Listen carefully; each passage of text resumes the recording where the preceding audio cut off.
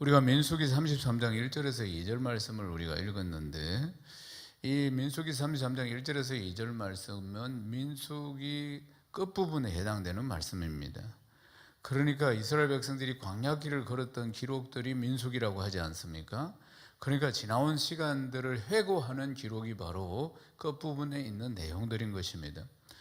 그러나 출애굽한 이스라엘 백성들이 광야길에서 1세대들은 다 죽었고, 이제 2세대들, 이제 가나안 땅으로 들어가야 할 2세대들에게 지금 하는 이야기입니다. 그럼 민수기로 이제 시작을 보고 민수기 끝부분을 보면은 전체가 어떻게 흘러간다 하는 것을 알 수 있습니다. 민수기 33장 1절에서 2절 한 번 더 읽겠습니다. 모세와 아론의 인도로 대오를 갖추어 애굽을 떠난 이스라엘 자손들의 노정은 이러하니라. 모세가 여호와의 명령대로 그 노정을 따라 그들이 행진한 것을 기록하였으니 그들이 행진한 대로의 노정은 이러하니라. 아멘. 그럼 이스라엘 백성들이 걸어갔던 이 길들을 갖다가 노정이라고 지금 세 번이나 1절과 2절에서 노정 이렇게 이야기합니다. 굉장히 이걸 강조하고 있다는 것입니다. 노정은 무슨 뜻이냐면 목적지에 이르기까지 거쳐 지나가는 길이나 과정, 이게 노정인 겁니다. 그런데 그들이 광야길에 들어서 정말 길도 없고 방향도 없는 그런 곳으로 자기들이 걸어갔다 그 말입니다. 그런데 하나님께서는 노정, 분명한 노정을 따라서 갔다 하는 겁니다. 이스라엘 백성들이 광야길에 들어섰을 때 주변에 있는 민족들은 다 죽을 거라고 생각한 것이에요. 광야에 뭐가 있겠습니까? 그들이 광야에서 40년을 살았습니다. 그러니까 다 죽을 거라고. 어떻게 저 길로 들어서느냐면 물이 있습니까? 뭐가 있습니까? 광야길에 스산한 바람 소리와 자기라는 태양과, 그리고 또 밤마다 나타나는 동물들, 짐승들, 얼마나 아주 위험한 곳입니까? 그러니까 그 길로 들어섰다는 것 자체가 살아남지를 못할 것이라고 생각을 했는데, 그런데 노정을 따라서 노정으로 계획된 길대로 그렇게 그들이 갔다고 지금 성경은 이야기하고 있다는 것입니다. 아멘이십니까? 그러니까 하나님께서, 사람은 갈 바를 알지 못하지만 하나님께서 정하신 길로 그렇게 갔다는 것입니다. 이스라엘 백성들이 430년 동안 종살이를 했습니다. 그들은 역사 속에서 430년 동안 애굽에서 살았던 것은 인정하지 않습니다. 그들의 역사의 출발점이 언제냐?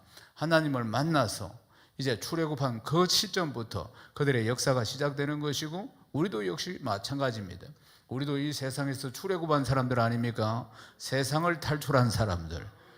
아멘이십니까? 세상을 탈출하고 하나님께로 온 사람들. 그래, 우리의 인생의 역사도 하나님을 만나서 새롭게 서는 것입니다. 근데 성경을 보면은 이렇게 기록이 되어 있습니다. 민수기 33장 3절에서 4절을 읽겠습니다. 그들이 첫째 달 15째 날에 라암셋을 떠났으니 곧 6월절 다음 날이라. 이스라엘 자손이 애굽 모든 사람의 목전에서 큰 권능으로 나왔으니 애굽에는 여호와께서 그들 중에 치신 그 모든 장자를 장사하는 때라. 여호와께서 그들의 신들에게도 벌을 주셨더라. 아멘. 430년 동안 종살이를 하고 출애굽하는 여정입니다. 언제 이제 출애굽을 딱 했느냐? 그 시점부터 첫해 1월이라고 명시하는 겁니다. 그러니까 이 달력이 이제 새로 만들어졌다. 첫해 1월, 철의 1월, 이스라엘의 하나님이 찾아오셔서 그들을 출애굽시키는 그날, 첫해 1월이라고 합니다. 그때가 언제냐면 6월절을 행하고 14일 밤을 지나고 그 다음날 15일째 출애굽을 하게 되었다. 이렇게 이제 6월절을 보내고 15일째 출애굽을 하게 되었다. 그렇게 이야기합니다. 출애굽기 19장 1절을 읽겠습니다. 이스라엘 자손이 애굽 땅을 떠난 지 3개월이 되던 날 그들이 시내 광야에 이르니라. 아멘. 지금 민수기가 시작되는 장소가 바로 시내 광야입니다. 시내 광야에서 한 11개월 정도 머물렀는데, 모세가 이때 시내산에 올라가서 율법을 받아오고 그리고 성막도 짓고 이런 일들이 여기서 일어나게 되는 것입니다.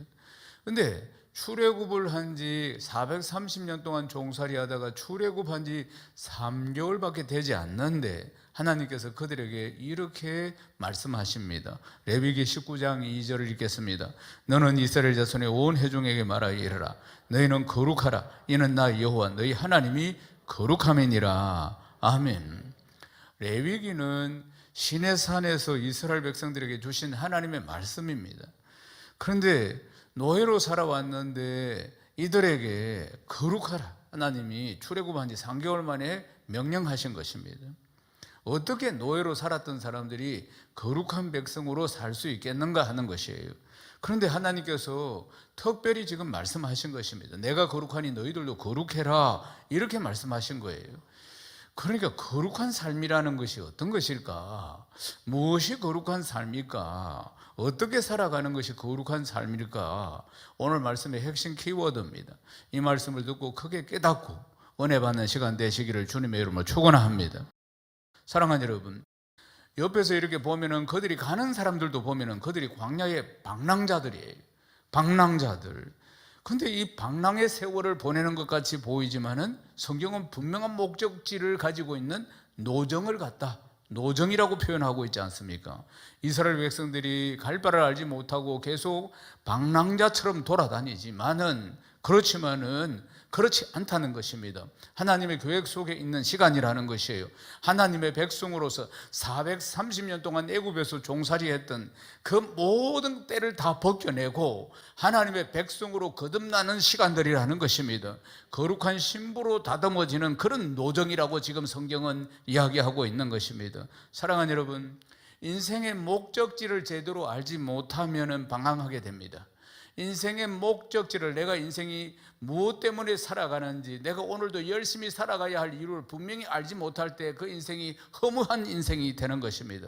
그러다 보면 세상에서 고생하면은 원망이 쌓이고 부모 원망하고 형제들 원망하고 환경을 원망하고 사회를 원망하고 이런 불평불만만 쌓이게 되는 것입니다. 광야에 살든지 대도시에 살든지 마찬가지입니다. 살아도 삶의 목적지를 분명히 알지 못하는 사람은 방황하는 삶이 되는 것이고 방랑자의 삶이 되는 것입니다. 그러다 보면 헛송 세월을 보내다가 남는 것은 허무밖에 없다는 사실입니다. 그러나 인생의 최종적인 목적지를 아는 사람은 어떻습니까? 무엇을 하든지 그 목적지를 향해 가고 있다는 것을 확실히 알기 때문에 전진하게 되는 줄로 믿습니다. 2보 전진 1보 후퇴를 하더라도 목적지를 향해서 가고 있다는 사실입니다. 그러면 그 안에는 감사가 넘치게 되고 기쁨이 넘치게 되고 어려움이 있다 할지라도 분명한 목적지를 향해서 가고 있으므로 걸림돌이 디딤돌이 되는 것입니다. 사랑하는 여러분, 하나님 우리를 향한 거대한 목적을 가지고 있습니다. 우리 예수 믿는 사람은 방황할 필요가 없습니다. 갈등할 필요가 없습니다. 우리는 그 어디나 하나님 나라 아니겠습니까? 아멘이십니까? 사랑하는 여러분, 예수 믿는 사람은 방황하지 않습니다. 예수 믿는 사람은 방랑하는 세월을 보내는 것이 아닙니다. 예수 믿는 삶에 허물은 없는 것입니다. 우리의 인생은 분명한 목적지를 향해서 지금 가고 있다는 사실 아니겠습니까? 그러므로 내가 지금 이 세상에서 이 광야길에서 어떤 시간을 보내든지 헛된 시간은 없다 그 말입니다. 필요 없는 시간이 없는 것입니다. 모든 것이 내가 이해하지 못해도 로마서 8장 28절에 있는 말씀처럼 하나님께서 다 합력해서 선을 이루게 하십니다. 이것이 인생의 노정이 되는 것입니다. 나는 지금 알 수 없지만은 하나님이 계획하신 그 길을 목적지가 분명함으로 우리가 가고 있다는 사실입니다. 그런데 이들의 광야 생활에서 가장 큰 문제는 뭐였습니까? 의식주의 문제, 먹고 사는 문제는 이 땅에 지금 살거나 그때나 다 똑같이 심각한 문제 아니겠습니까? 누구나 다 먹어야 사니까 말이에요. 사랑하는 여러분, 코로나 팬데믹 때문에 다들 어려움을 많이 겪고 있습니다. 그래서 사업이 안 되는 분들도 있고 그냥 망한 사람들도 있고 여러 가지 말은 다 할 수 없지만은 많은 어려움을 겪고 있는 사람들이 많습니다. 참 속에는 이 고민과 걱정이 산더미처럼 쌓여 있는 경우가 많이 있습니다. 그런데 밖으로는 다 표현하지 못해도 그 안에 있는 많은 염려들이 있는데 성경은 우리에게 말씀하시기를 주님은 아무것도 염려하지 말라 이렇게 말씀하시는 것입니다. 사랑하는 여러분, 어떻게 이 어려운 상황 가운데 아무것도 염려하지 않고 살아갈 수가 있겠는가 하는 것이에요. 마태복음 6장 31절에서 32절을 읽겠습니다. 그러므로 염려하여 이르기를 무엇을 먹을까 무엇을 마실까 무엇을 입을까 하지 말라. 이는 다 이방인들이 구하는 것이라. 너희 하늘 아버지께서 이 모든 것이 너에게 있어야 할 줄을 아시느니라. 염려하여 이르기를 무엇을 먹을까 무엇을 마실까 무엇을 입을까 그런 걸 염려하지 말라 이렇게 말씀합니다. 염려가 한자로 풀이를 해보면은 생각할 염에 생각할 열을 붙인 것입니다. 그러니까 염려를 한자 풀이하면은 생각 플러스 생각이 염려인 것입니다. 생각하고 또 생각하는 것, 이게 염려인 것입니다. 그러니까 우리가 생각하고 생각하는 게 이게 나쁜 게 아닙니다. 일을 제대로 하려면 우리가 생각을 많이 해야겠죠. 아주 치밀하게 생각도 해야 될 것이에요. 그래서 생각하고 염려하는 게 이게 나쁜 게 아닙니다. 그런데 우리 주님이 염려하지 말라 이렇게 말씀하셨어요. 그러니까 이 말씀의 뜻은 이렇습니다. 생각하고 또 생각하는 이 염려 뜻이 생각하고 또 생각하는 것이에요.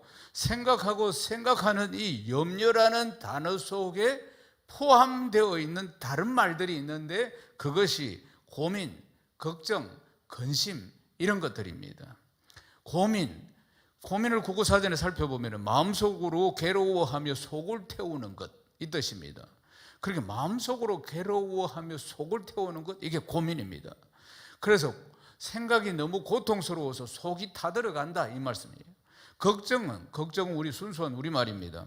그 뜻은 어떤 일이 잘못될까 불안해하며 속을 태우는 것 이 뜻입니다. 근심 순수한 우리말입니다. 해결되지 않은 일 때문에 우울해하거나 속을 태우는 것 이런 뜻을 가지고 있습니다. 고민, 근심, 걱정 모두 공통의 뜻이 뭡니까? 속이 타들어간다는 겁니다. 속이 타들어간다는 거예요. 염려의 문제는 생각하고 생각하는 것만으로 끝난다는 게 아니에요.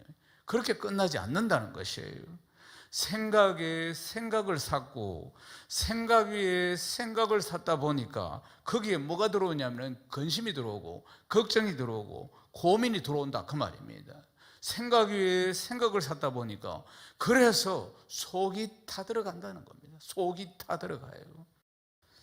사랑하는 여러분, 속이 타들어가는 정상, 속이 타들어가는 염려, 걱정, 근심이 심해가지고 속이 타들어가는 정상이 되면은 어떤 인생에 악영향을 끼치는가? 목표와 방향을 잃어버립니다. 인생의 목표와 방향을 상실하게 되는 것이에요. 생각하고 생각한다. 이게 나쁜 거 아닙니다. 우리는 지금 복잡한 현대를 살아가는데 어떤 문제를 쉽게 결정할 수가 없어요. 생각해보고 또 생각해봐야 됩니다. 생각해서 분별을 잘해야 합니다. 그래야지 판단을 잘해야 되는 것이에요. 지혜롭게 생각해야 되는 것이에요. 단숨에 생각해서 할 수 있는 일들이 별로 많지 않습니다. 생각해보고 또 생각해보고 또 여러 가지 생각이 짧으니까 또 물어보기도 하고 그렇게 해야 됩니다. 그렇지만 중요한 것은 생각을 자꾸 하다 보니까 슬그머니 찾아오는 게 바로 염려요, 걱정이요, 근심이라고 말씀드렸습니다. 이것이 그냥 찾아온다 그 말입니다. 생각에 생각을 하니까 그 사이에 이것들이 쭉 들어온다는 사실이에요. 염려 속에 고민, 염려 속에 걱정, 근심 이런 것들이 보태어져서 나중에 내 속이 타들어가는 겁니다. 이런 것들이 막 섞여가지고 속이 타는 것이에요. 결국 속이 타가면은 분별을 잘 못합니다. 눈에 보이는 게 없어진다 이 말입니다. 속이 타니까 말이에요. 그러니까 사리분별 판단력이 흐려진다 이 말이에요. 속이 타들어가니까. 근데 왜요? 내면에는 불안이 있고 초조하고 공포가 있고 그러니까 내 삶이 흔들흔들합니다. 초점이 흔들흔들한다 그 말이죠. 뭘 보고 제대로 분별을 할 수가 없는 것입니다. 염려가 눈을 가려가지고 내 속이 타들어가니까 이것이 계속되면 이제 삶의 습관이 되는 것입니다. 삶의 습관이 나도 모르는 사이에 아주 습관처럼 염려합니다. 습관처럼 어떤 조그마한 문제 하나를 들으면 막 속이 타들어갑니다. 말하자면 신앙이 좋고 때로는 간정도 하고 우리가 볼 때도 괜찮은 신앙인인데도 불구하고 이런 일들이 연속해서 생기면 흔들흔들합니다. 흔들흔들한다는 거예요. 신앙의 장사가 없다 그 말이죠. 그래서 우리 주님이 먹고 사는 문제 가지고 염려하지 말라 이렇게 말씀하는 것입니다.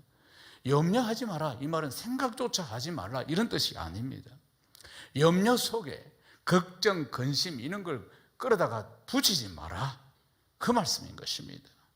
사랑하는 여러분, 그런데 우리 주님께서 마태복음 6장 25절에 의식주에 대해서 염려하지 말라 이렇게 말씀하셨는데 그러면 이게 무슨 뜻인가? 그것은 앞절 24절에 해답이 있습니다. 마태복음 6장 24절을 읽겠습니다. 한 사람이 두 주인을 섬기지 못할 것이니 혹 이를 미워하고 저를 사랑하거나 혹 이를 중히 여기고 저를 경히 여김이라 너희가 하나님과 재물을 겸하여 섬기지 못하느니라. 섬기지 못하느니라. 그러니까 사람은 결코 두 주인을 섬기면 안 된다는 겁니다.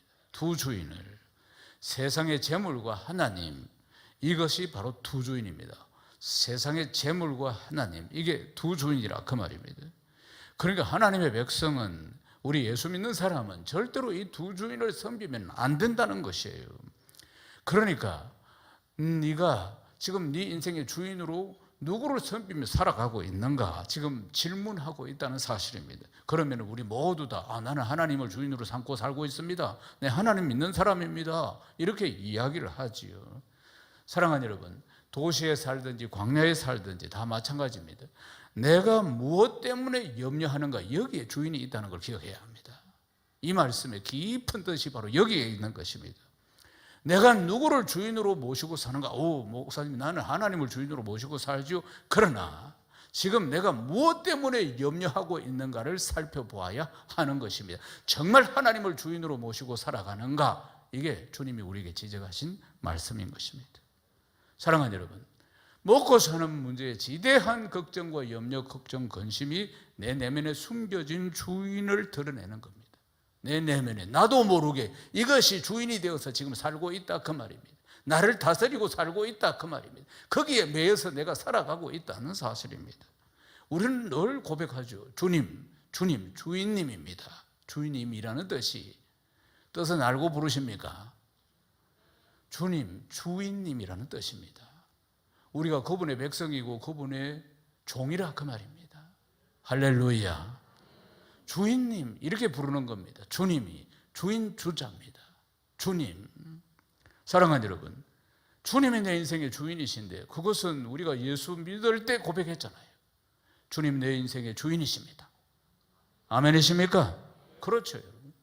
이전에는 내가 내 인생의 주인인 줄 알았어요. 예수 믿고 딱 바뀌는 게 뭡니까? 주인이 바뀌는 겁니다. 내 인생의 주인이 우리 주님이십니다. 이제 이걸 깨달아가는 것이 신앙이 성장한다 이렇게 이야기하는 것입니다. 여전히 내 인생이 내 것이라고 생각하고 사는 사람은 영적인 베이비들입니다. 아직 신앙이 어리기 때문에 그런 것입니다. 사랑하는 여러분, 분명히 예수를 믿으면 주인이 바뀌는데 우리 하나님이 내 인생의 주인이십니다. 내가 주인으로 인정하든지 안 하든지 그분이 주인이십니다. 아무 상관없어요. 그분이 훅 불면 우리 꺼지는 인생입니다. 우리는 마스크 하나도 못 벗어요. 말하자면 바이러스 하나도 못 이긴다. 우리가 피조물입니다. 우리가 인정하든지 하지 않든지 하나님은 우리 인생의 주인이십니다. 이제 예수를 믿으면 확실히 알게 되죠. 내 인생의 주인이십니다. 그런데 살아가는 염려, 걱정, 근심 때문에 주인이 슬쩍 바뀌는 겁니다. 내 마음에 주인이 바뀌는 것이에요.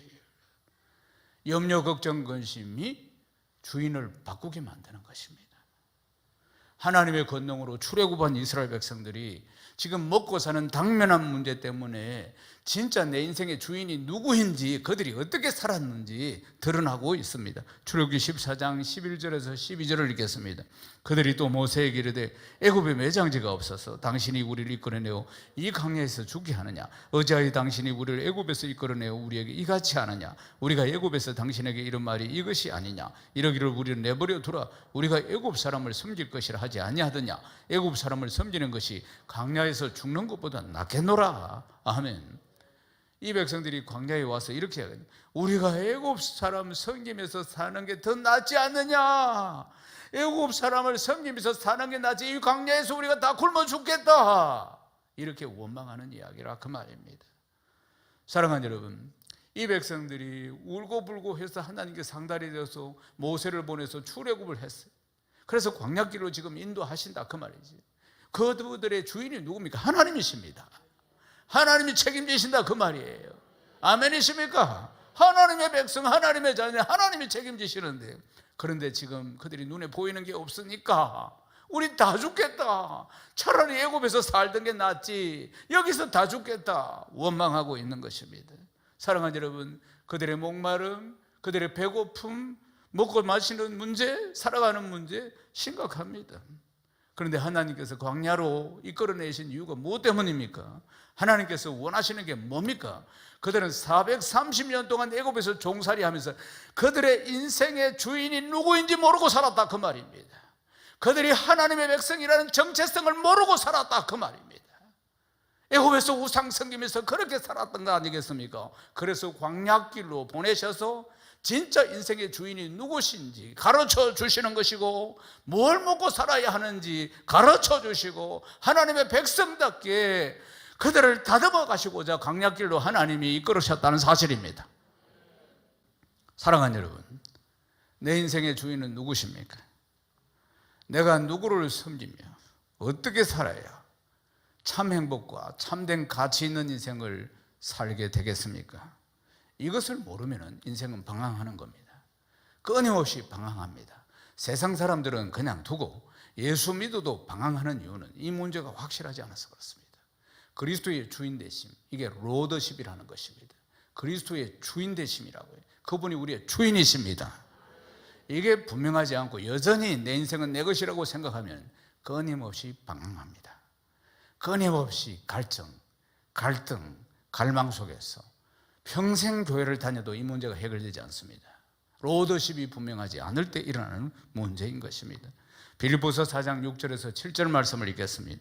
아무것도 염려하지 말고 다만 모든 일에 기도와 간구로 너희 구할 것을 감사함으로 하나님께 아뢰라.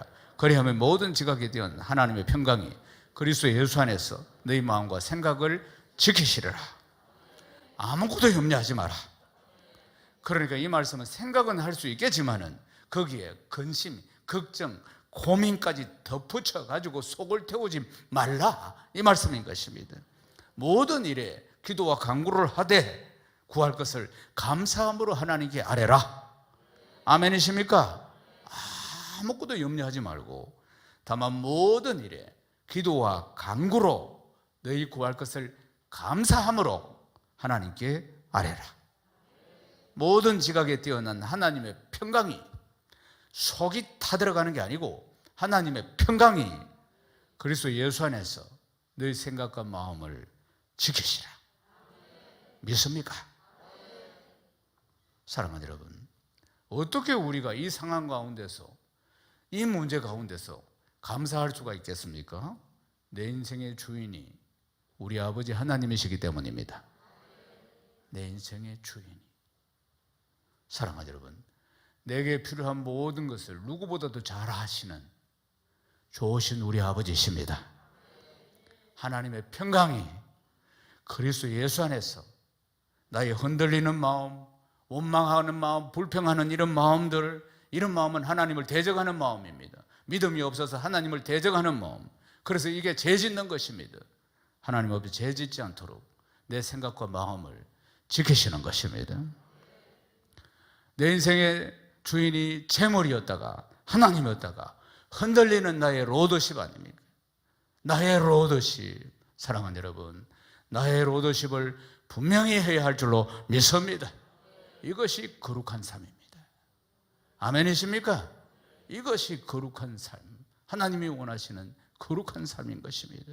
빌립보서 4장 12절에서 13절 읽겠습니다. 나는 비천에 처할 줄도 알고 풍부에 처할 줄도 알아. 모든 일 곧 배부름과 배고픔과 풍부와 공표에도 처할 줄 아는 일체의 비결을 배우노라. 내게 능력 주시는 자서 내가 모든 것을 할 수 있느니라. 아멘. 사랑하는 여러분, 인생 광야길을 우리가 가고 있습니다. 진짜 염려하고 걱정하고 근심하는 것이 무엇 때문입니까? 그것이 내 인생의 주인이 되는 겁니다. 나도 모르게 내 인생의 주인이 바뀌었다는 걸 기억해야 합니다. 내게 능력 주시는 자 안에서 내가 모든 것을 할 수 있습니다. 풍부에 처할 줄도 알고, 풍부에 처하면 사람이 교만해지는데 그래도 겸손할 줄 알고, 어려우고 배고픈데도 그래도 열등감이나 염려, 걱정, 근심으로 가지 않고 어떤 상황에 처해 있든지 하나님이 나에게 능력 주심으로 모든 것을 할 수 있는 줄로 믿습니다.